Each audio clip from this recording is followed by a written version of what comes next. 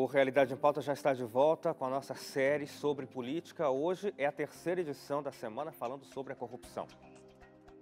E na esteira da corrupção sistêmica e endêmica, a atuação do Poder Judiciário ganha espaço e prestígio entre muitos brasileiros com as tentativas da Justiça de agir no combate às agressões protagonizadas pela política ruim, o que tem gerado a interpretação de uma possível crise institucional entre os três poderes.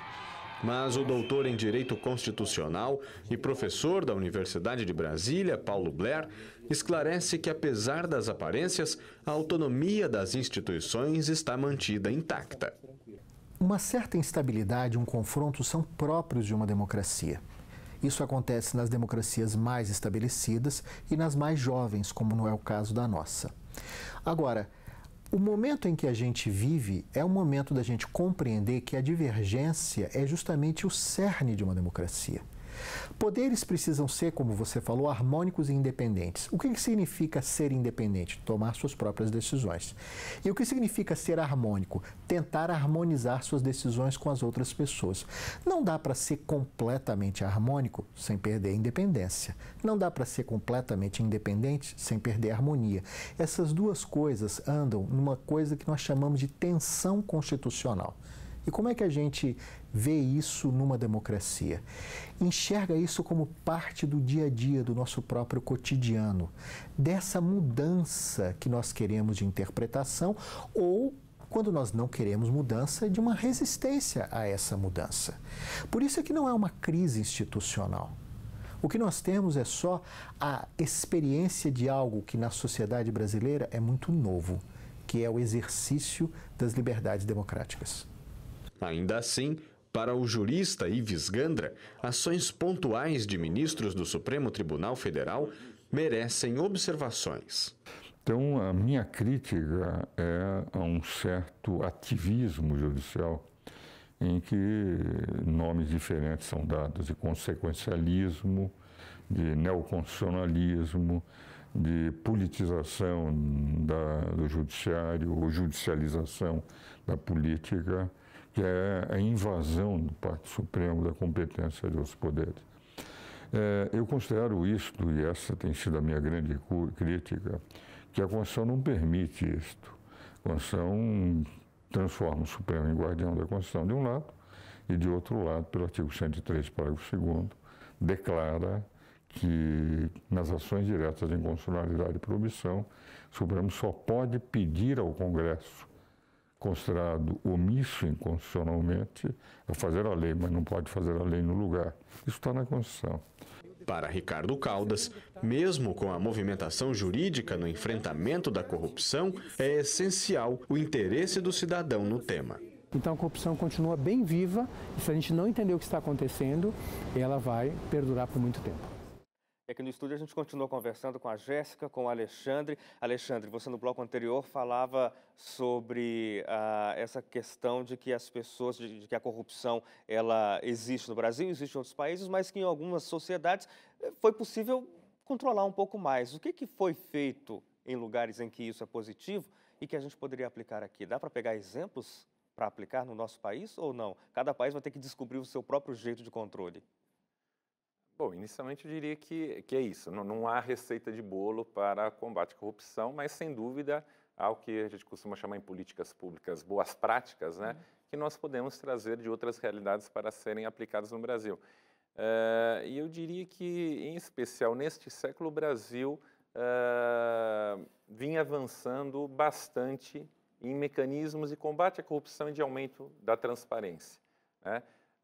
Digo isso em razão do lançamento, por exemplo, do Portal da Transparência do Governo Federal, em razão do fortalecimento da Polícia Federal, né, seja no seu efetivo, seja por meio de meios, né, propriamente ditos da Polícia Federal, fortalecimento do Ministério Público, uma série de medidas de fortalecimento, a criação da CGU, né, da Controladoria Geral da União, com status de ministério, com independência.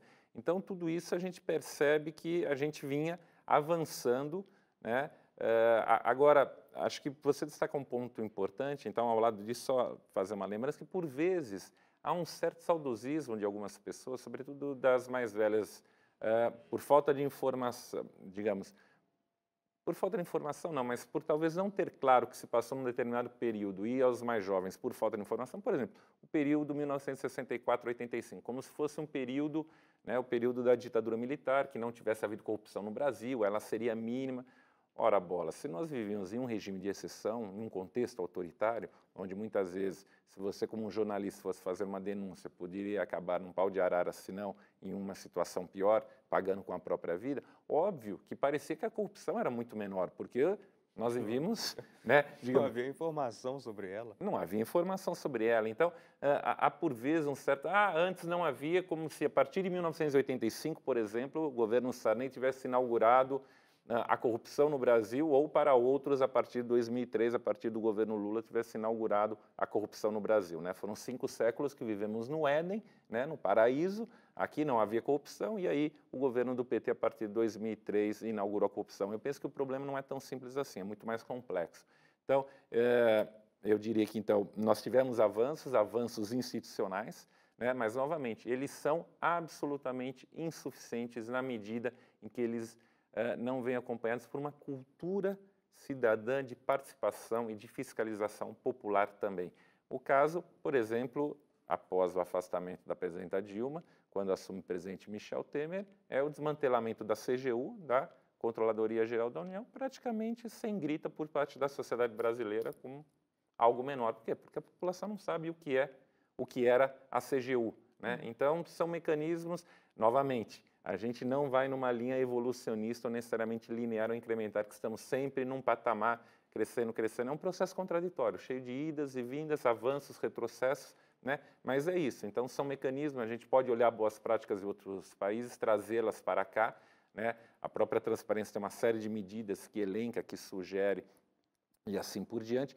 Mas uma coisa que falava, se me permite, acrescentando que o doutor Ivis Gandra destacava, que é a questão do judiciário. Eu penso que a gente está num momento da democracia brasileira que pede alguma serenidade de ânimos e nós repensarmos o papel dos 3 poderes, né? Eu penso que nos últimos anos nós temos tido um protagonismo do judiciário que não é desejável em uma democracia vigorosa como nós pretendemos que seja a brasileira. Então, isto não é salutar e a gente vê isso, por exemplo, nos jornais, né?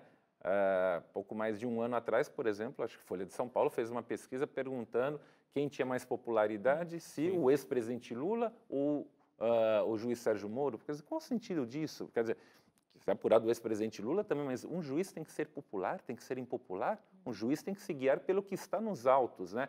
Então, há uma série de confusão aí e há uma hipertrofia do judiciário nos últimos anos que eu penso que não é salutar, que oxalá passe o resultado das eleições de 2018, que esses resultados sejam respeitados e que os ânimos serenem para, a partir de 2019, nós retomarmos de forma mais equânime essa independência e equilíbrio dos poderes.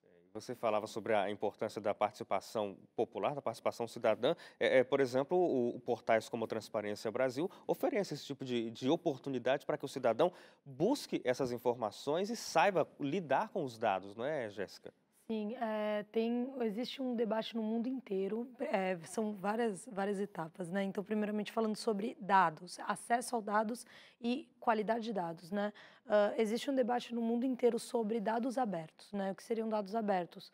Você consegue buscar, trabalhar e exportar dados de, por exemplo, gastos. Um dado que eu trabalho muito, quase todos os dias, para falar a verdade, são dados de obras de escolas e creches públicas feitos pelo Programa para a Infância em todo o Brasil, né? Então, graças à Lei de Acesso à Informação, que é de 2011, né?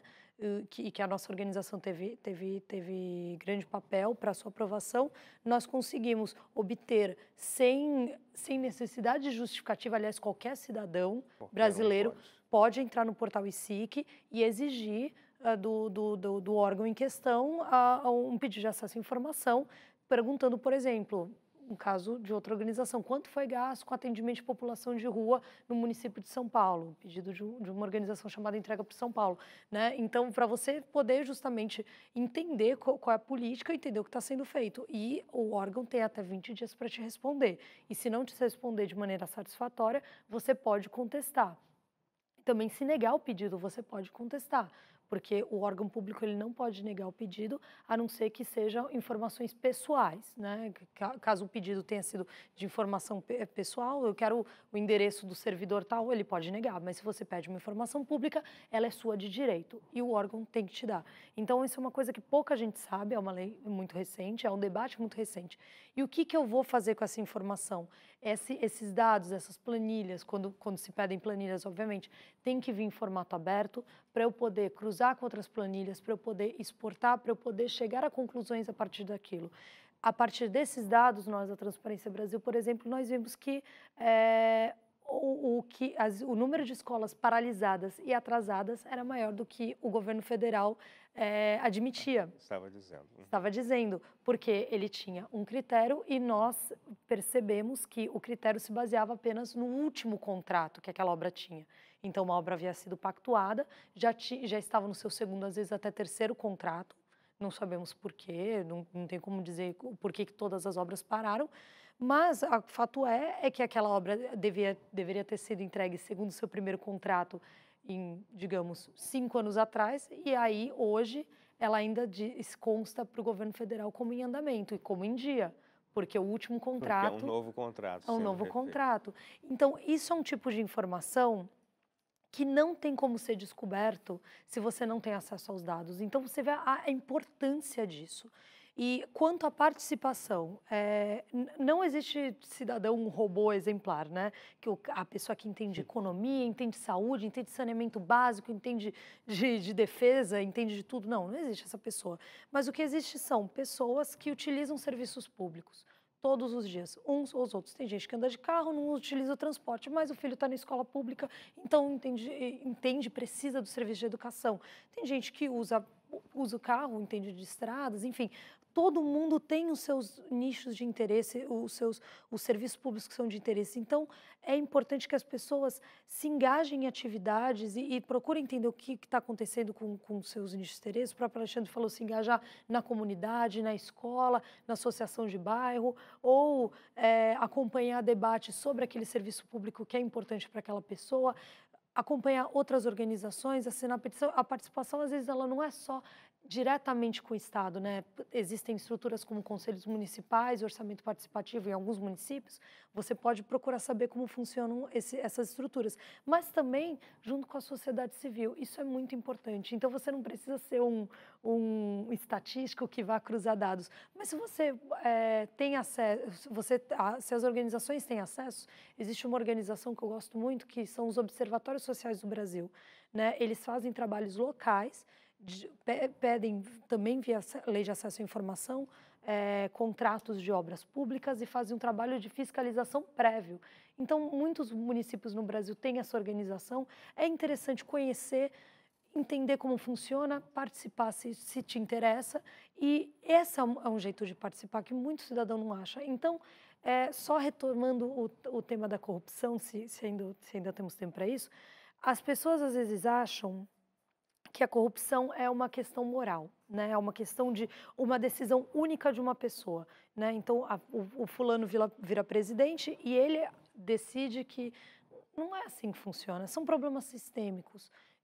De novo, né? Não existe resposta simples para problemas complexos. Então, quando você participa e quando você procura entender pelos instrumentos que nós temos hoje, você está trabalhando na estrutura. E você não está mais esperando que alguém um dia bote a mão na consciência e decida parar de roubar. Você está tratando o problema como ele deve ser tratado. E dentro da sua possibilidade. Sistêmico.